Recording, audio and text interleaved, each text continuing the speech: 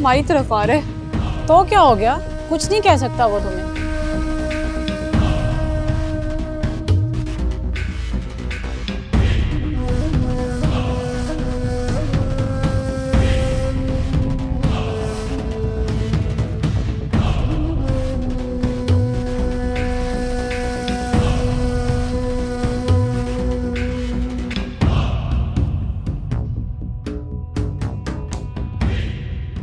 आपने कहा था ना कि जो जीना चाहता हो वो किसी को मारने का सोच भी नहीं सकता।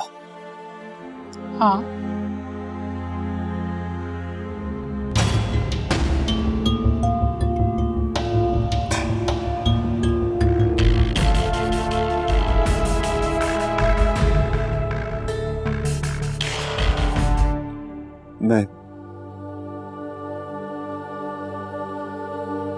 मैं जीना चाहता हूं।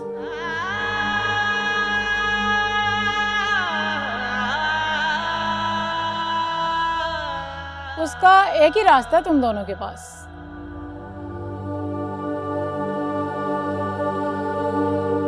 दोनों के लिए?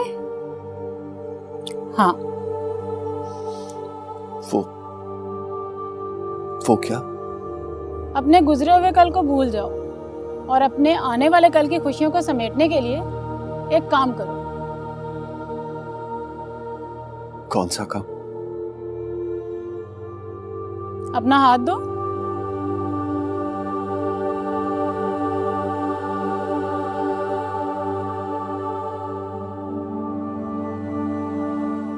माही, तुम भी अपना हाथ दो।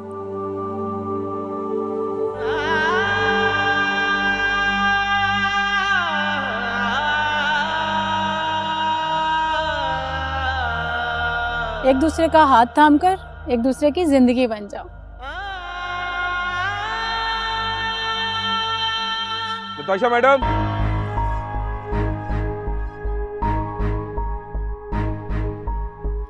लो सरकार का फोन।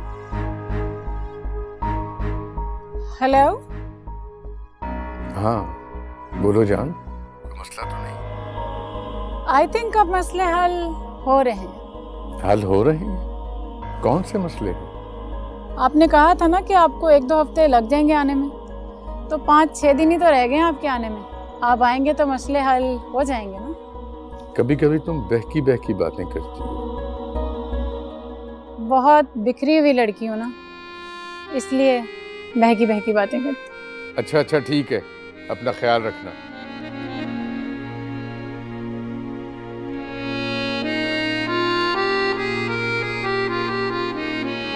तुम्हारी क्या फीलिंग्स है? सिकंदर अपनी वाइफ से बहुत प्यार करता था। हाँ, जिससे प्यार किया जाता है क्या उसे मार दिया जाता है? उसने अपनी वाइफ को नहीं मारा था, बल्कि उसकी ख्वाहिशात के लिए तुम्हें मारा था। और उससे आज भी पछतावा है कि उसने ऐसा क्यों किया। इतना बड़ा गुनाह करके बाद में सोचने का क्या फायदा? माही, जब इंसान किसी के प्यार में होता है ना, तो वो सिर्फ उसी के बारे में सोचता है। उससे नहीं पता होता कि वो जो कर रहा है वो उसके लिए एक दिन पछतावा बन के रह जाएगा। हम दोनों ने भी तो प्यार में ही अपना घर छोड़ा है ना, और देखो आज पछता रही हैं। सिकंदर और हमारे जुर्म में सिर्फ इतना फर्क है कि उसने एक जिंदगी का खून किया है और हमने अपने वालिदैन की इज्जत का। वो भी भटक गया है और तुम भी भटक गई हो। और सबसे बड़ी सजा तो ये है कि वक्त ने एक बार फिर से तुम दोनों को एक दूसरे के सामने लाके खड़ा कर दिया। तुम दोनों एक दूसरे की मजबूरी हो, अगर चाहो तो एक दूसरे के लिए जरूरी हो सकते हो। कैसे?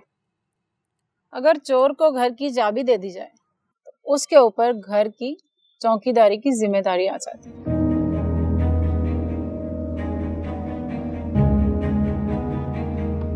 अब देखो ना, कातिल को कुदरत ने तुम्हारा गार्ड बना दिया।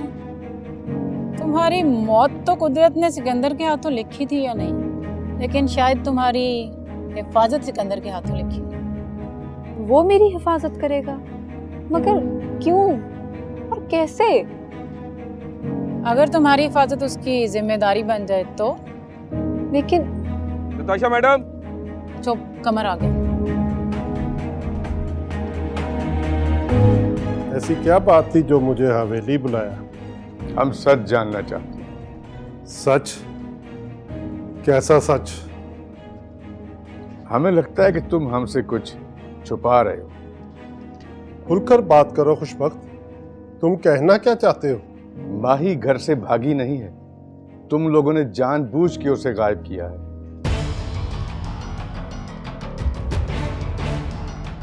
खुशबख्त, तुम मेरे दोस्त हो, अब हमें इतना हल्का भी ना समझो खुशबख्त।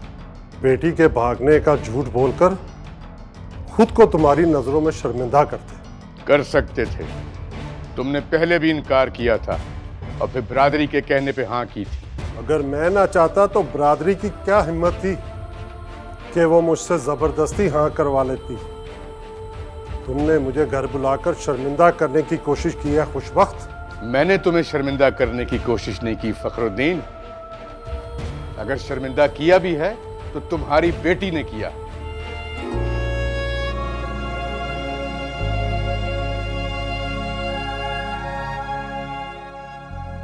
काश कि तुम भी मेरी तरह बेटी के बाप होते तो मुझसे ऐसे उल्टे सीधे सवाल ना करते।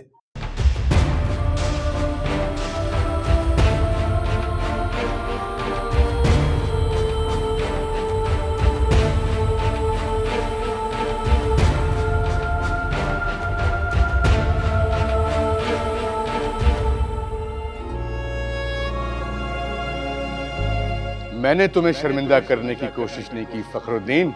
अगर शर्मिंदा किया भी है तो तुम्हारी बेटी ने किया।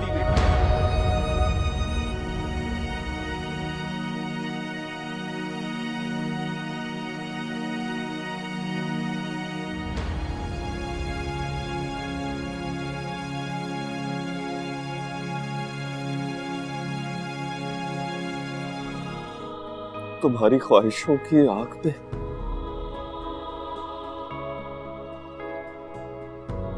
जल गया मेरा ईमान, मेरा किरदार,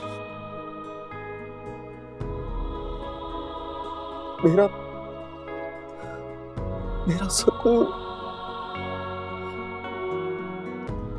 मेरा सब कुछ।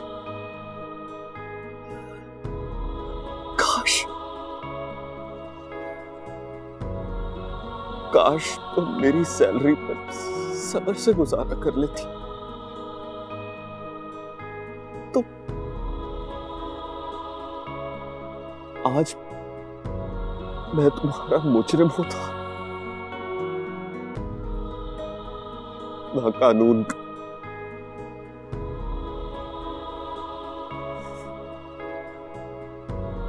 मैं शर्मिंदा हो गया।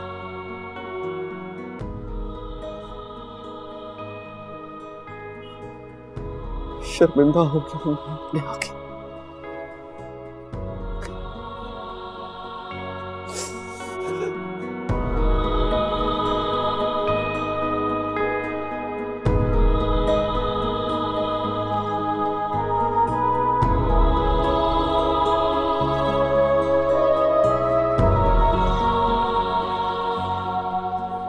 आप परेशान हैं?